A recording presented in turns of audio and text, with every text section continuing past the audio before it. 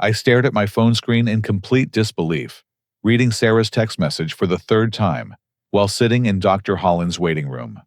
The surgical mask covering half my face felt suffocating as her words burned into my mind. "Stephen, you have to sing Forever Young at my graduation party next Saturday. Everyone's expecting it.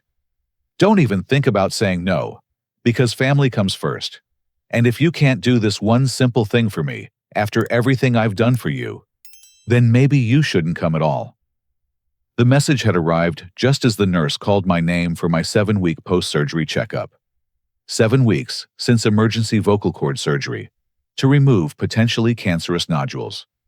7 weeks since my doctor warned that singing too soon could permanently destroy my voice and end my recording career with Capitol Records before it even truly began. Walking into Dr. Holland's office, I felt the familiar weight of anxiety settling in my chest. The throat specialist had become like a lifeline over the past 2 months, guiding me through the most terrifying period of my 28 years. Everything had started so promisingly. Growing up in a small town outside Columbus, Ohio, I'd spent countless hours in my bedroom writing songs and dreaming of making it in the music industry. After years of playing dive bars and coffee shops, I'd finally caught the attention of Capitol Records with my demo of Forever Young.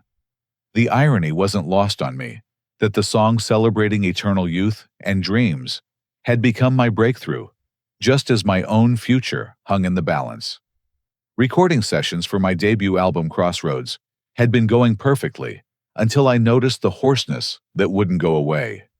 At first, I'd assumed it was just fatigue from long studio days, pushing my voice harder than ever before. Dr. Patricia Holland had been blunt during that first consultation 3 months ago.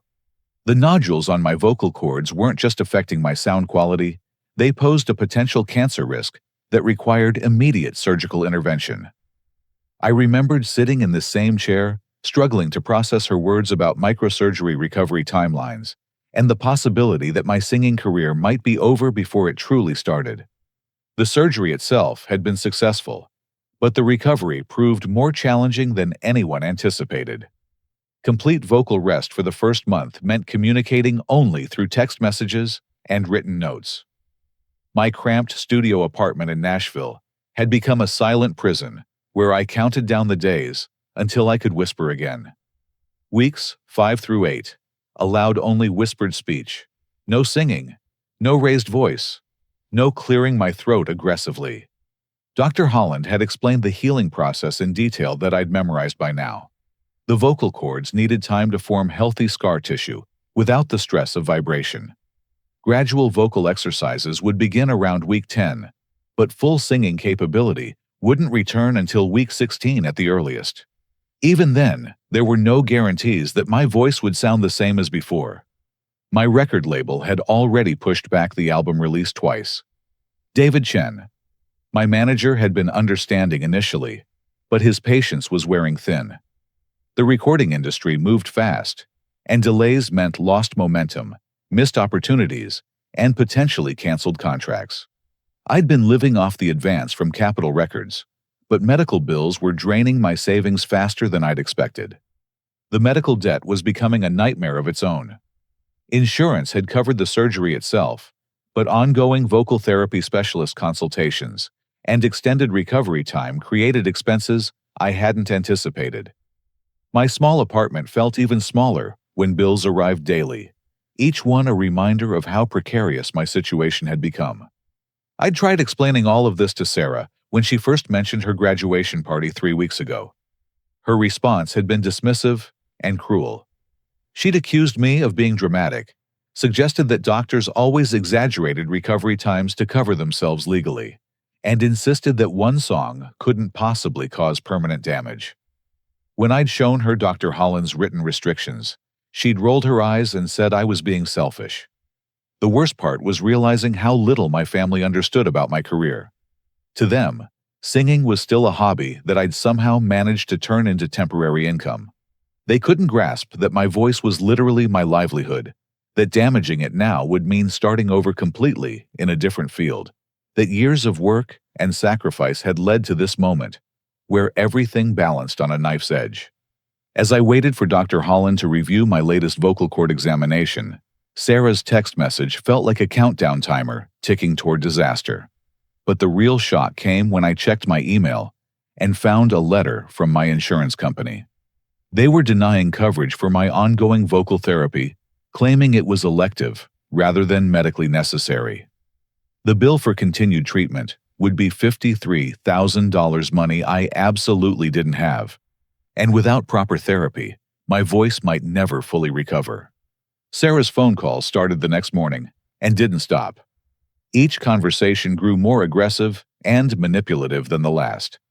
By the third call, she'd moved beyond asking and started demanding treating my medical situation like an inconvenient excuse rather than a legitimate health concern.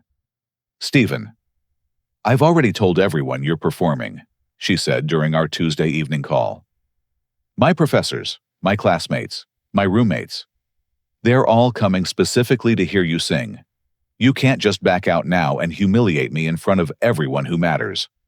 I'd tried staying calm, explaining once again that my doctor had been crystal clear about the risks. Singing now could cause permanent scarring, vocal fold hemorrhaging, or complete voice loss.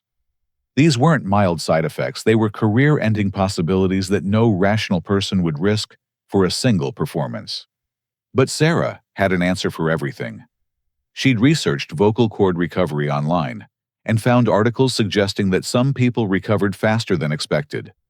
She'd spoken to her friend's cousin, who'd had similar surgery, and was singing again within 6 weeks.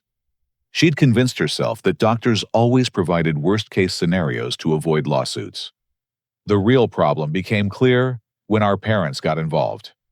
Robert and Linda Miller owned a small construction supply business in Columbus and had always prided themselves on practical, no-nonsense approaches to life. When Sarah called them crying about my selfishness, they immediately took her side without bothering to understand the medical complexities involved. "Son, it's one song," my father said during our Wednesday night family call. "You've been singing your whole life. Sarah's graduation only happens once, and she's worked incredibly hard for this moment. Sometimes, family has to come first, even when it's not convenient." My mother was even more direct. "Stephen, I think you're overthinking this. Doctors always have to tell you the worst possible outcomes for legal reasons. You know how strong your voice has always been. One song isn't going to hurt anything, and Sarah needs her big brother to be there for her." The worst part was discovering what Sarah had already committed to without my permission. She'd rented professional sound equipment for the party, advertising my appearance to her college friends and professors. Her social media posts from the past 2 weeks showed her building excitement for a special surprise performance by her rising star brother. She'd turned my potential appearance into the centerpiece of her entire celebration. I'd suggested alternatives during multiple conversations. I could attend the party and give a speech. We could play recorded music, and I could speak about being proud of her accomplishments. I'd even offered to hire a local band to perform covers of my songs. Every suggestion was rejected immediately. "Nobody wants to hear some random cover band," Sarah had snapped. "They want to hear you sing your song. The song that's been climbing the charts. The song that proves our family produces winners. Stop being so precious about your voice and just do this one thing for me." The emotional manipulation escalated throughout the week. Sarah enlisted our aunts, uncles, and cousins to call me with their own versions of family guilt. Each conversation followed the same pattern: expressions of excitement about Sarah's graduation, mentions of how proud the family was, and subtle pressure about my obligation to contribute to the celebration. By Friday, I realized Sarah had been actively campaigning against me within our extended family. Conversations with relatives revealed that she'd been portraying me as selfish and fame-obsessed, someone who'd forgotten his roots and prioritized his career over family relationships. She'd shared carefully edited versions of our conversations, making my medical concerns sound like excuses and my career commitments seem like arrogance. The stress was taking a physical toll that I couldn't hide. Dr. Holland had warned that emotional tension could interfere with healing, and I was experiencing exactly what she'd described. Vocal cord spasms were becoming more frequent. My throat felt tight and painful, and sleep was nearly impossible. The very stress of fighting with my family about protecting my voice was actually making my recovery more difficult. But the most devastating discovery came on Saturday morning, when I found out what Sarah had really been planning. While scrolling through her college's social media pages, I found posts from her classmates talking about buying tickets for something called Sarah's Graduation Celebration, featuring rising star Stephen Miller. She hadn't just promised my performance to friends, she'd been selling access to it. $25 per person for what she was marketing as an exclusive concert experience. The vocal cord spasms were getting worse, sharp pains that felt like someone was squeezing my throat with invisible hands. By Saturday afternoon, I couldn't ignore them anymore, and called Dr. Holland's emergency line. She agreed to see me immediately, even though it was the weekend. Sitting in her office again, I felt like a broken record explaining the family situation, but Dr. Holland listened with the same professional patience she'd shown throughout my treatment. When I finished describing Sarah's demands and my family's pressure, she was quiet for a long moment before responding. "Stephen, I need to be absolutely clear with you about something," she said, pulling up my latest examination results on her computer screen. "Your vocal cords are healing well, but they're still extremely fragile. Singing now would be like asking someone to run a marathon 7 weeks after major knee surgery. The tissue simply isn't ready for that kind of stress." She showed me detailed images of my vocal cords, pointing out areas where scar tissue was still forming. The surgical sites looked healthy, but remained vulnerable to injury. Any significant vibration could cause the delicate new tissue to tear, leading to bleeding, infection, or permanent damage that would require additional surgery. "Let me put this in terms your family might understand better," Dr. Holland continued. "If you sing next weekend, there's a real possibility you could suffer vocal fold hemorrhaging. That means blood pooling in the tissue, immediate severe pain, and potential permanent damage to your vocal range and tone quality. You might never sound the same again." I asked her to repeat her explanation while I recorded it on my phone. If my family wouldn't believe me, maybe they'd listen to a medical professional with 20 years of experience in vocal surgery. Dr. Holland was thorough in her recorded explanation, detailing not just the immediate risks, but the long-term implications for my career. "Mr. Miller's voice is his professional instrument," she said into my phone's microphone. "Just as a surgeon wouldn't operate with damaged hands, a professional singer cannot perform with incompletely healed vocal cords. This isn't about being cautious or overly careful. This is about preventing permanent disability." That evening, I played the recording for my parents during our video call. I expected them to finally understand the seriousness of the situation and support my decision to protect my health and career. Instead, their response left me speechless. "Doctors always exaggerate these things," my father said dismissively. "They have to cover themselves legally in case something goes wrong. But you're young and strong, and you've always bounced back from everything." My mother was even more frustrating. "Honestly, Stephen, I think you're looking for reasons to avoid family obligations. One song isn't going to end your career. You're being dramatic about this whole thing." I called Marcus Thompson, my oldest friend, and the only person who truly understood what I was going through. Marcus and I had started playing music together in high school, and he'd been pursuing his own recording career in Memphis. When I explained the situation, his response was immediate and supportive. "Dude, your family has lost their minds," he said bluntly. "No real musician would ever ask someone to risk their voice like that. Sarah's being incredibly selfish, and your parents don't understand what they're asking you to do." Marcus had his own stories about family members who didn't take music careers seriously. His parents had spent years encouraging him to get a real job instead of pursuing recording contracts. The lack of understanding from people who were supposed to love and support us was a common struggle among professional musicians. But Marcus also revealed something that explained a lot about Sarah's behavior. He'd been hearing rumors around our hometown that Sarah had been bad-mouthing me for months, calling me pretentious, and claiming I thought I was too good for family now that I had a record deal. She'd been building a narrative that painted my success as arrogance and my career focus as abandonment of family values. The more I thought about it, the more I realized this pattern had existed throughout our childhood.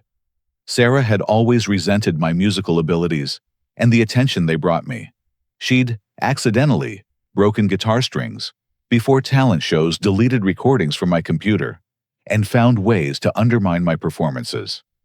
I'd attributed these incidents to sibling rivalry, but now I wondered if her resentment ran much deeper than I'd realized. During our family video call that night, the tension reached a breaking point. I'd prepared carefully, organizing my medical documentation and legal concerns into a clear presentation. But before I could even begin explaining my position, Sarah launched into an emotional speech about feeling abandoned by her only brother during the most important moment of her life. "I've supported your music career for years," she said through tears that I wasn't sure were genuine. "I've bragged about you to everyone I know, promoted your songs on my social media, defended you when people said you'd never make it. And now, when I need you for one single performance, you're hiding behind doctor's orders and putting your precious voice above family." The manipulation was so obvious it made me angry, but what happened next truly shocked me. During her emotional speech, Sarah accidentally revealed something she clearly hadn't meant to share. While talking about how much the graduation party meant to her, she mentioned that she'd already spent the ticket money on her new apartment deposit. The call went silent as everyone processed what she'd just admitted. Sarah had been selling tickets to my performance for weeks, collecting money from classmates and friends, and had already spent that money on personal expenses. This wasn't about celebrating her graduation or having family together. This was about a financial commitment she'd made using my name and reputation without my permission. After the disastrous family video call, I couldn't sleep. Sarah's accidental confession about the ticket money kept replaying in my mind, but it was just the beginning of what I was about to discover.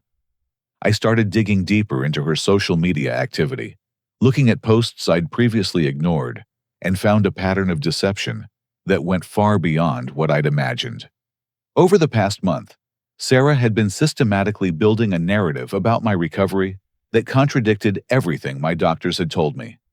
Her posts described me as completely recovered and excited to perform again.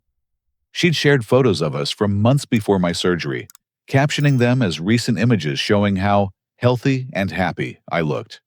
She'd created an entirely fictional version of my medical situation to support her graduation party plans.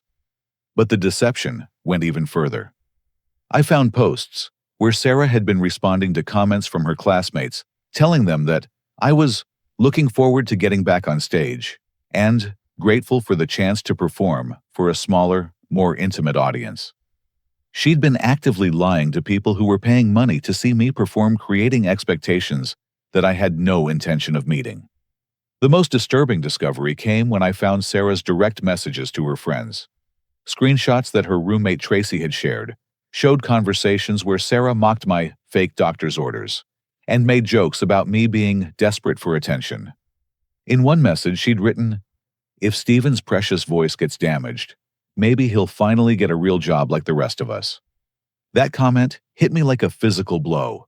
Sarah wasn't just pressuring me to perform, despite medical risks. She was actively hoping that performing would damage my voice and end my career. Her resentment had evolved into genuine malice, and she was using my graduation party performance as a weapon against my future.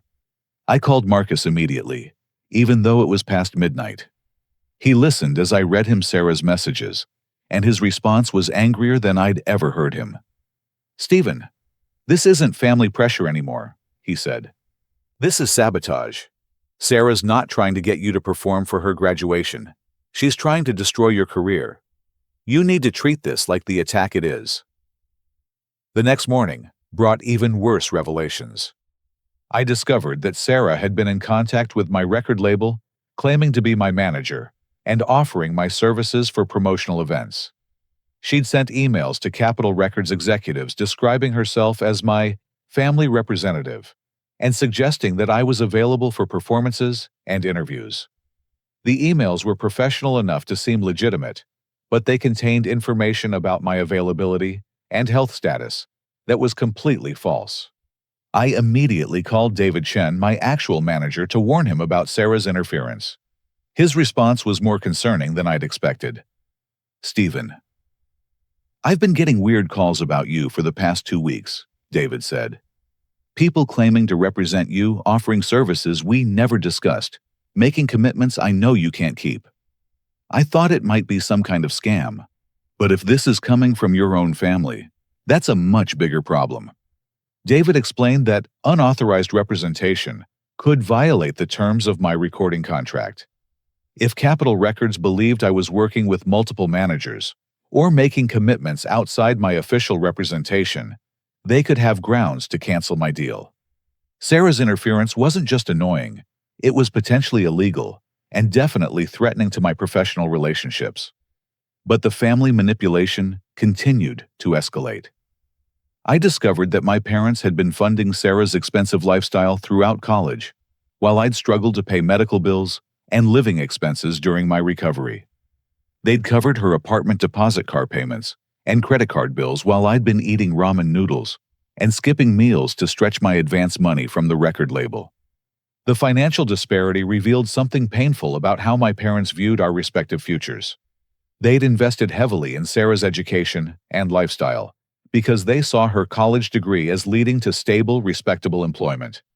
My music career was still viewed as a risky hobby that might not work out, so supporting my medical recovery wasn't a priority. During another family phone call, I tried to address these financial issues and my concerns about Sarah's interference with my career. Instead of acknowledging the problems, my parents doubled down on their support for Sarah's position. "Your sister has worked incredibly hard for her degree," my mother said.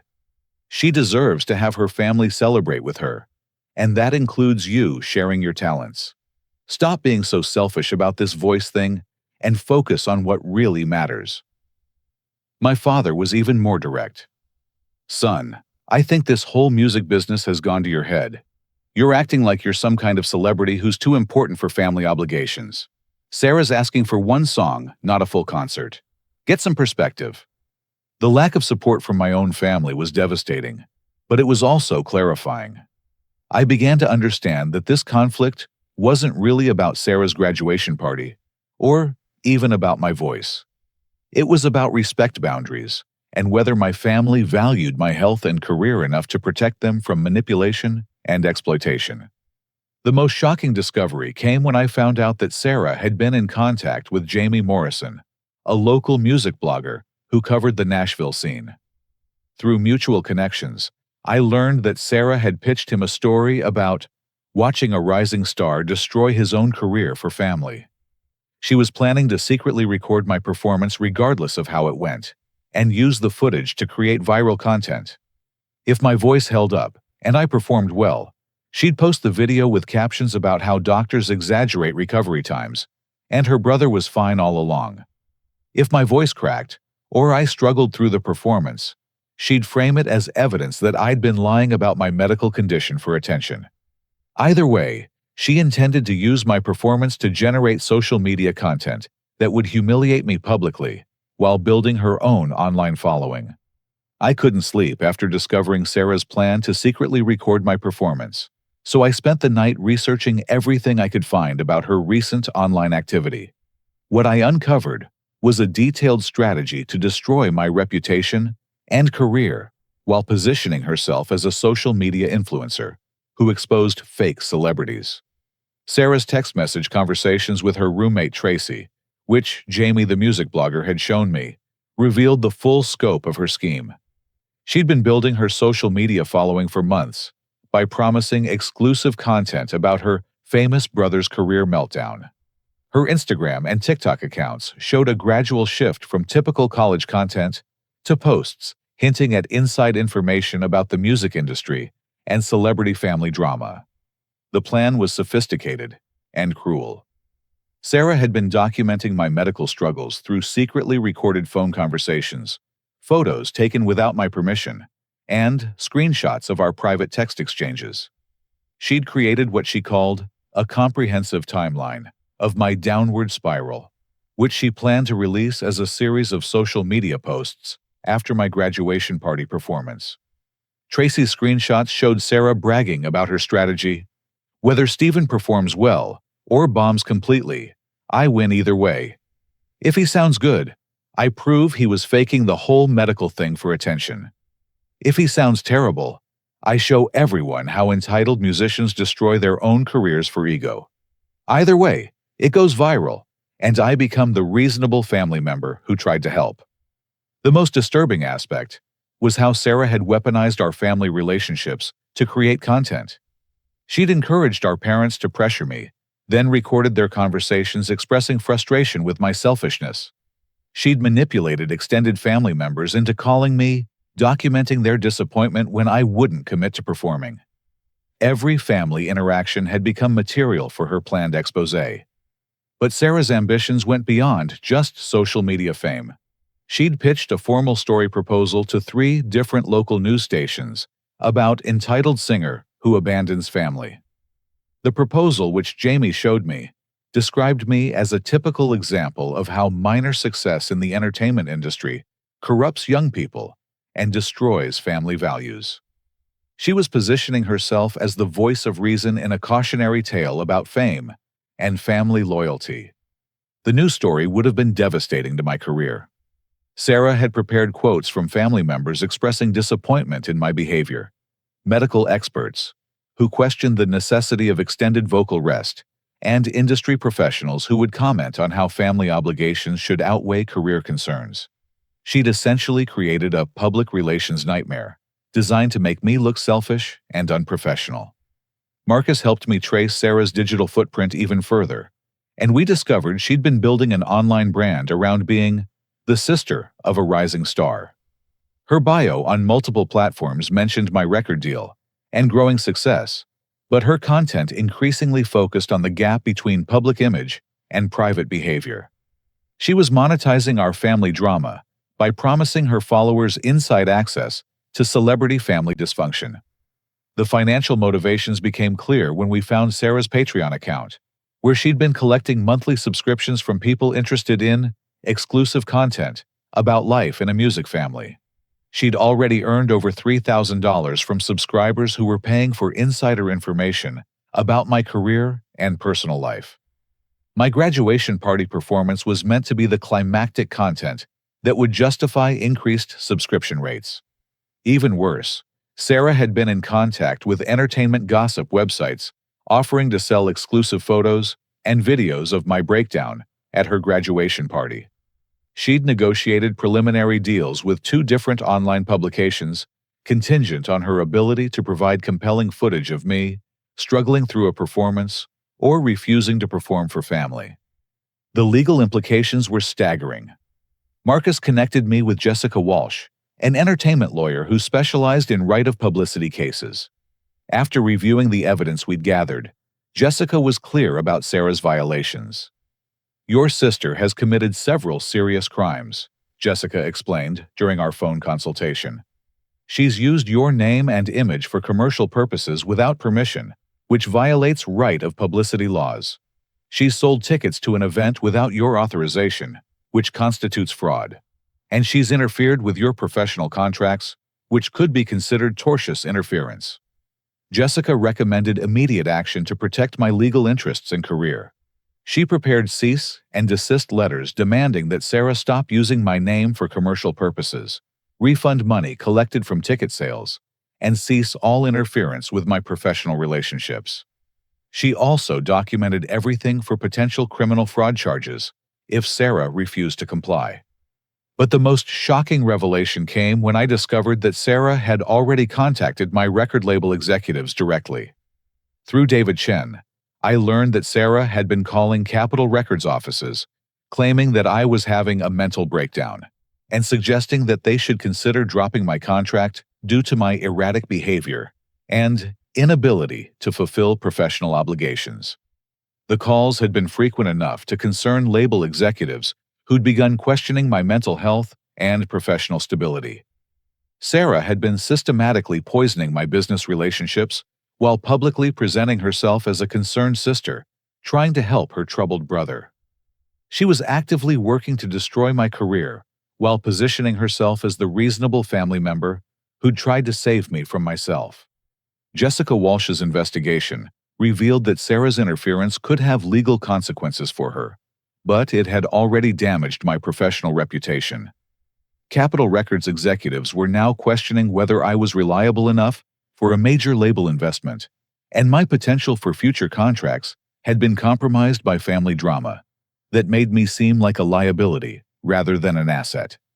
After Jessica Walsh finished explaining the legal implications of Sarah's sabotage, I realized that defending myself would require strategic planning rather than emotional reactions. Sarah had spent months building her case against me, so my response needed to be comprehensive and carefully executed. Marcus and I spent 3 days developing a plan that would expose Sarah's manipulation while protecting my career and health.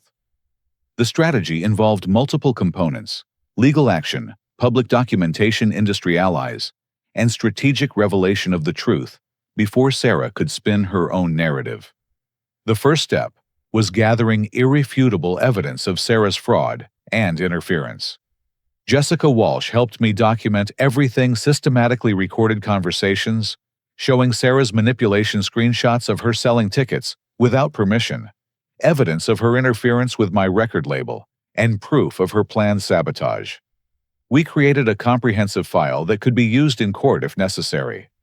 Marcus suggested involving music industry professionals who could testify to the seriousness of vocal cord recovery and the unreasonableness of Sarah's demands. Through his connections in Memphis, we contacted several established singers who'd experienced similar medical issues. Their willingness to publicly support my position would add credibility to my medical claims and professional judgment. The most important ally turned out to be Dr. Holland, who agreed to provide detailed medical documentation that could be shared publicly if needed. She prepared a formal statement explaining the risks of performing too soon after vocal cord surgery, specifically addressing my case, and the potential consequences of ignoring medical advice. Her professional reputation and expertise would be difficult for Sarah to dismiss or contradict. Jessica Walsh also contacted Capitol Records executives directly explaining the situation and providing evidence of Sarah's interference with my professional relationships. Instead of being concerned about my reliability, the label executives were outraged by Sarah's unauthorized representation and manipulation. They offered to provide legal support and public statements defending my professionalism and medical situation. The record label's response was more supportive than I'd dared hope. David Chen arranged for executives to attend Sarah's graduation party as my invited guests, both to witness the situation firsthand and to demonstrate industry support for my position. Their presence would make it impossible for Sarah to misrepresent what happened or claim that I was being unprofessional. I decided to create my own social media content, revealing the truth before Sarah could release her planned expose. Working with Marcus and Jessica, I prepared a series of posts documenting the real timeline, my legitimate medical condition, the unauthorized ticket sales, the interference with my career, and the manipulation I'd endured from my own family. The content would be released strategically to maximize impact while maintaining a professional tone. The most challenging decision was whether to maintain family relationships or prioritize my health and career. After extensive conversations with Dr. Holland about stress-related recovery complications, I realized that protecting myself from further manipulation wasn't selfish, it was medically necessary. The constant family pressure was actually interfering with my healing process. Jessica Walsh prepared a formal statement that I would read at Sarah's graduation party, assuming she went ahead with her plans.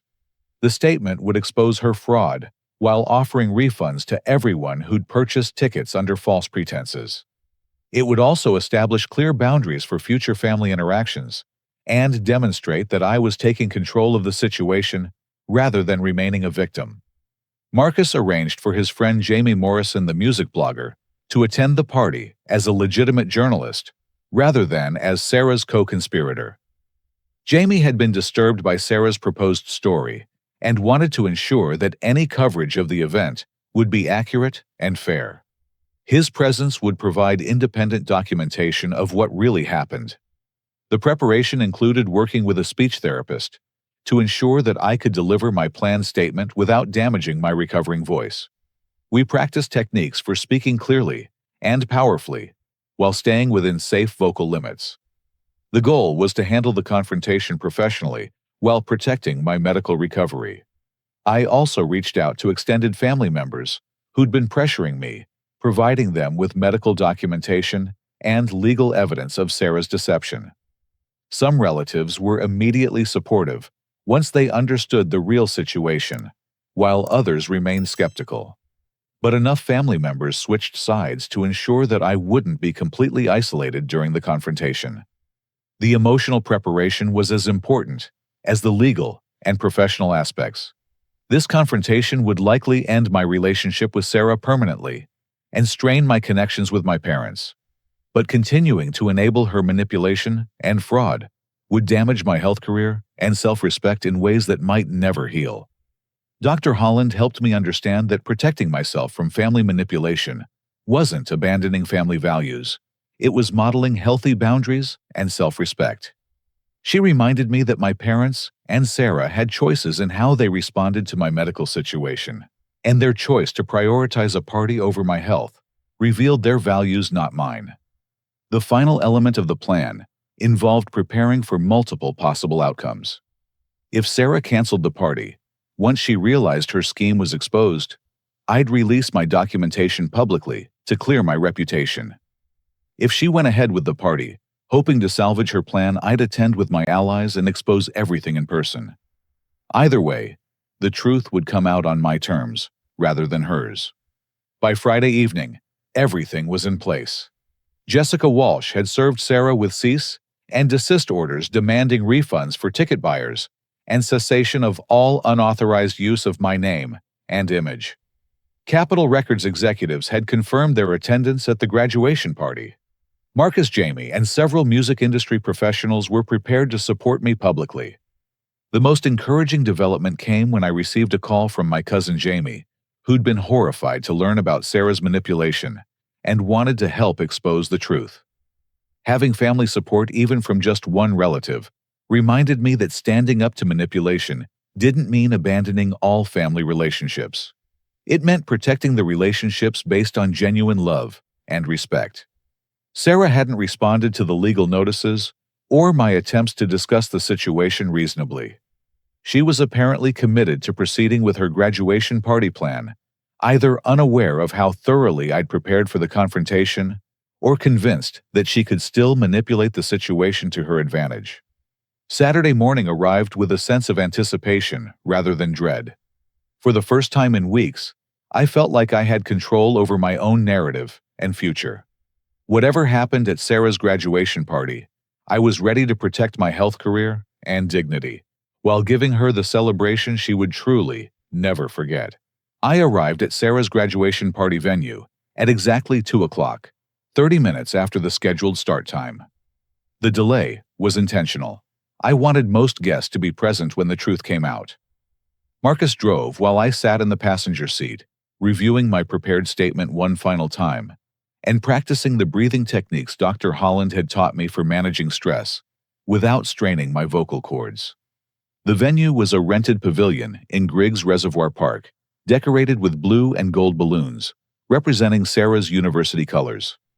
Professional sound equipment dominated one corner of the space, exactly as she'd described in her planning conversations. About 60 people milled around, most of them Sarah's college classmates and professors, along with scattered family members who'd driven in from various parts of Ohio.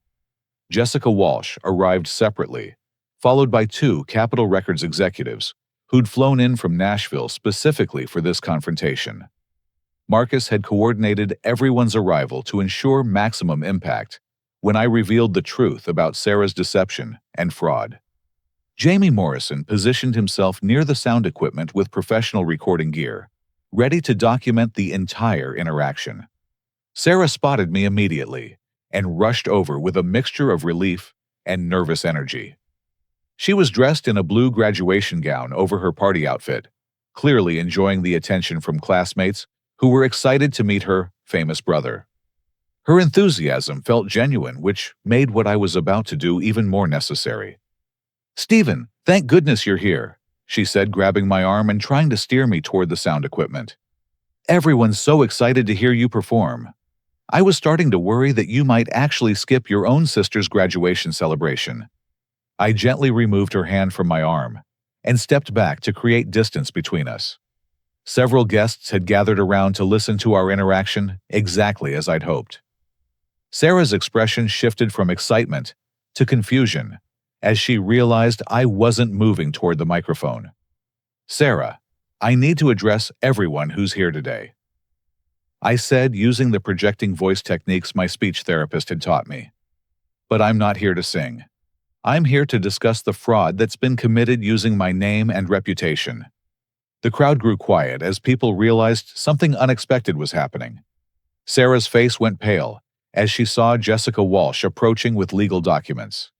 Capitol Records executives positioned themselves near the sound equipment, their business attire and professional demeanor making it clear they weren't typical graduation party guests. "Ladies and gentlemen, my name is Stephen Miller, and I'm here to address some serious misrepresentations that have been made about my participation in today's event." I began speaking clearly, but staying within my vocal limitations. "Many of you purchased tickets to this party under the impression that you would hear me perform. I'm here to inform you that no such performance was ever authorized, and that ticket sales for this event constitute fraud." Sarah tried to interrupt, but Jessica Walsh stepped forward with the cease and desist documentation. "Ms. Miller has been served with legal notice to stop using her brother's name for commercial purposes and to provide refunds to all ticket purchasers," Jessica announced. "She has also been engaging in unauthorized representation of Mr. Miller to music industry professionals." The reaction from the crowd was immediate and dramatic. Sarah's classmates began demanding explanations about the ticket money they'd paid. Several professors looked uncomfortable as they realized they'd been drawn into a potential legal situation. Family members who'd pressured me to perform stood in shocked silence as they processed what they were hearing. I continued with my prepared statement, explaining the medical reality of my vocal cord surgery and recovery timeline. Dr. Holland had provided me with simplified medical diagrams that I showed to the crowd, illustrating why performing 7 weeks post-surgery could cause permanent damage to my voice and career. My doctor, Dr. Patricia Holland, is one of the leading vocal cord specialists in the country, I explained. She has provided detailed documentation stating that singing at this point in my recovery could cause vocal fold hemorrhaging, permanent scarring, or complete voice loss. My sister has known this information for weeks, but chose to sell tickets anyway.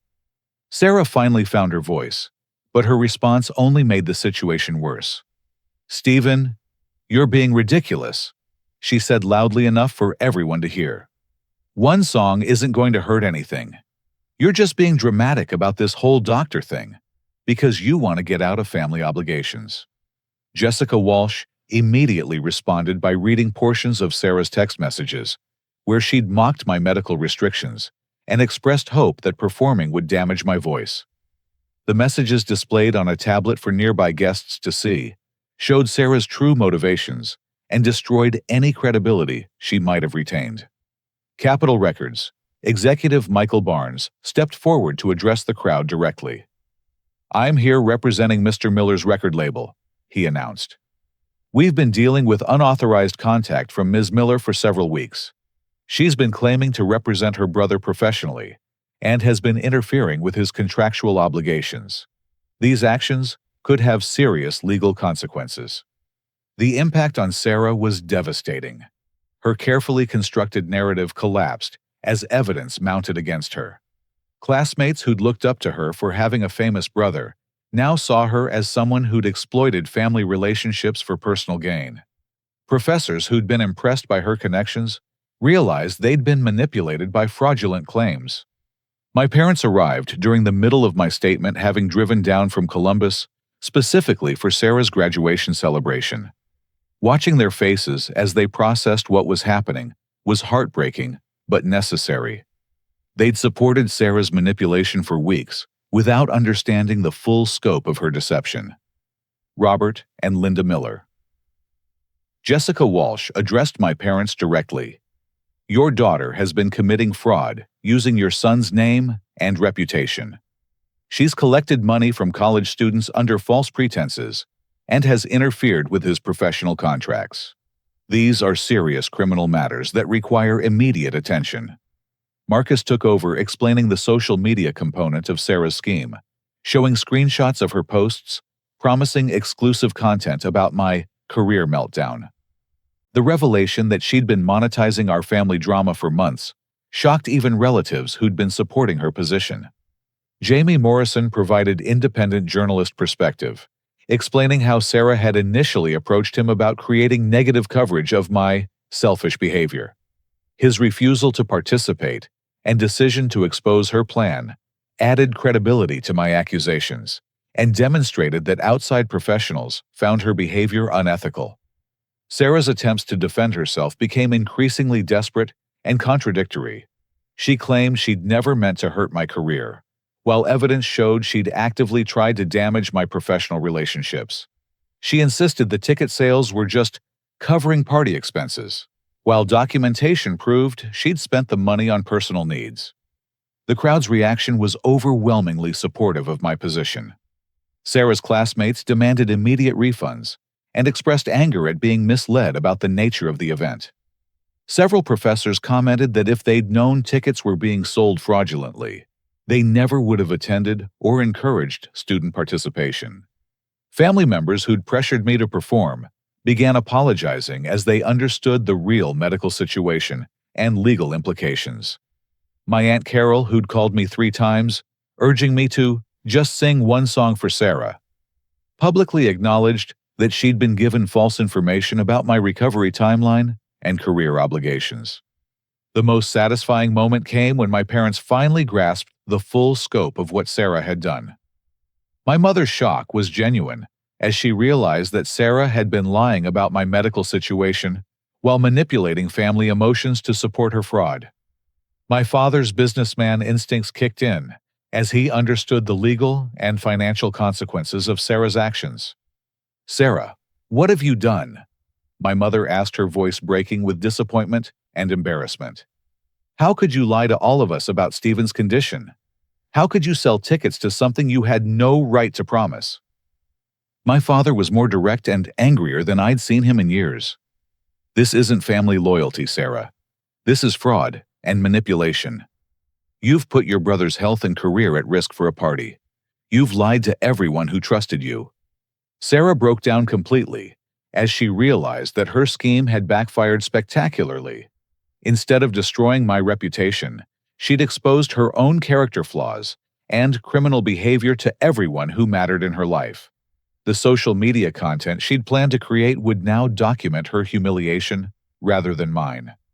Jessica Walsh announced that all ticket buyers would receive full refunds within 7 days, funded by Sarah's reversal of personal expenses she'd paid with fraudulent money. Capitol Records confirmed that they would be pursuing legal action against Sarah for interference with contractual relationships and unauthorized representation. I concluded my statement by addressing the lessons learned from this painful situation. Family relationships should be based on love, respect, and support for each other's health and success. I said, "When family members prioritize their wants over your medical needs, or try to profit from your reputation without permission, they're not acting out of love. They're acting out of selfishness." The crowd began dispersing as people realized the party was effectively over.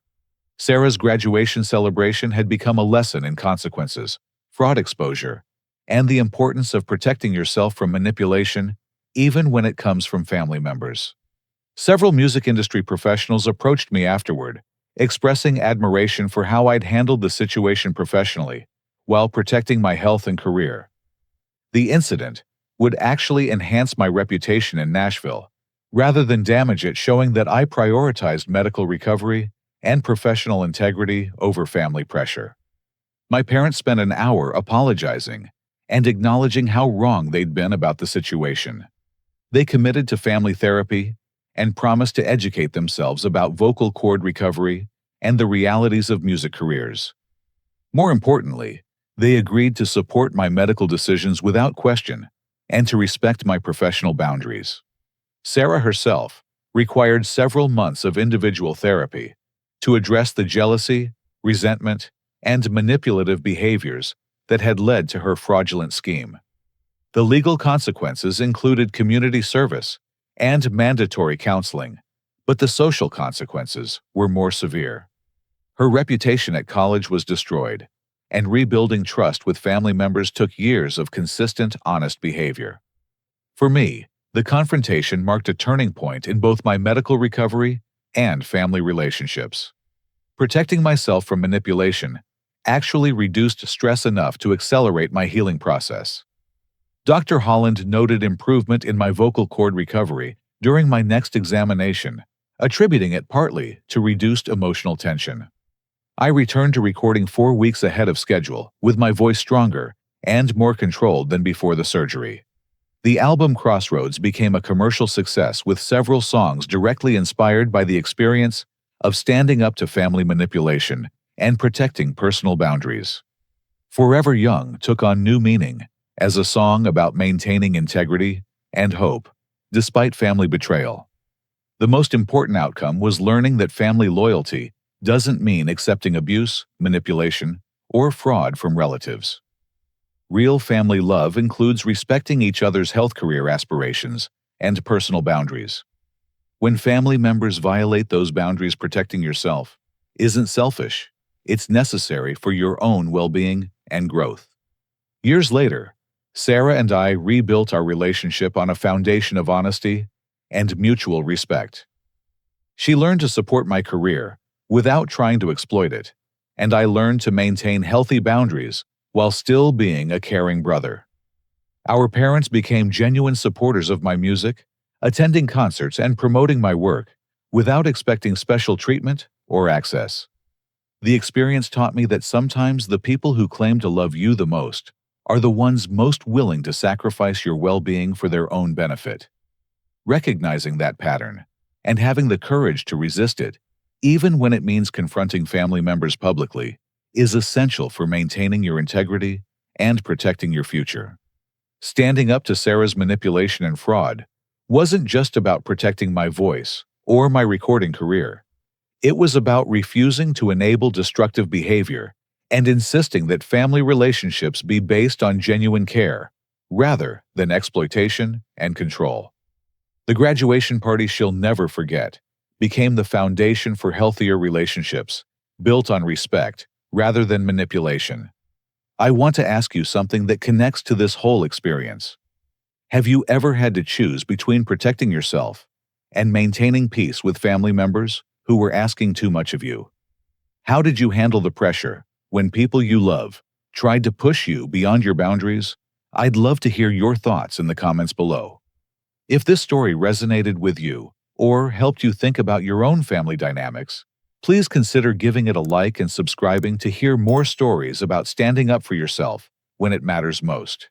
And please share this with anyone who might need to hear that protecting your health and dreams isn't selfish, even when family members say it is. Thank you for listening to my story and for supporting the idea that we all deserve relationships built on respect rather than manipulation. I hope you find the courage to protect what matters most to you, no matter who tries to convince you otherwise.